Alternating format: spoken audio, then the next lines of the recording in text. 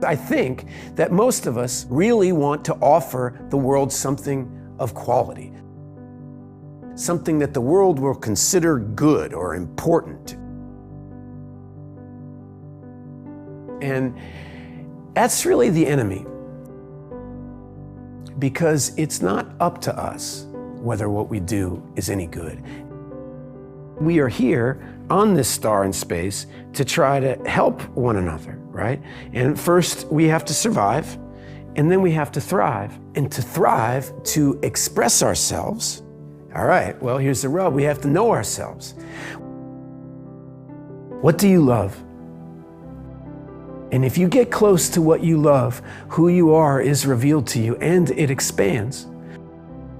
People talk about the word passion or purpose. Right. And the truth is, it's not a person, place, or a thing. It's not. It is the feeling of being expanded and energized. Right. If you're pursuing your passion, it means that you wake up every day and are energized. So instead of trying to think, what's my purpose? What's my passion? What's my purpose? Instead of thinking like that, I want you instead to ask yourself, what could I do today that would energize me? What energizes me? For me, it was really easy. I did my first professional play. I was 12 years old, and boom, I was in love. My world just expanded. And that profession, I'm almost 50 now, that profession has never stopped giving back to me, and it gives back more and more. Mostly, strangely, through the characters that I've played. And the magic of this, over a lifetime, over 30 years of doing this, is that you start to see that my experiences, me, Ethan, is not nearly as unique as I thought. You start to see how connected we all are. We know this, the time of our life is so short, and how we spend it, are we spending it doing what's important to us? Most of us not. I mean, it's hard. The pull of habit is so huge, and that's what makes kids so beautifully creative, is that they don't have any habits.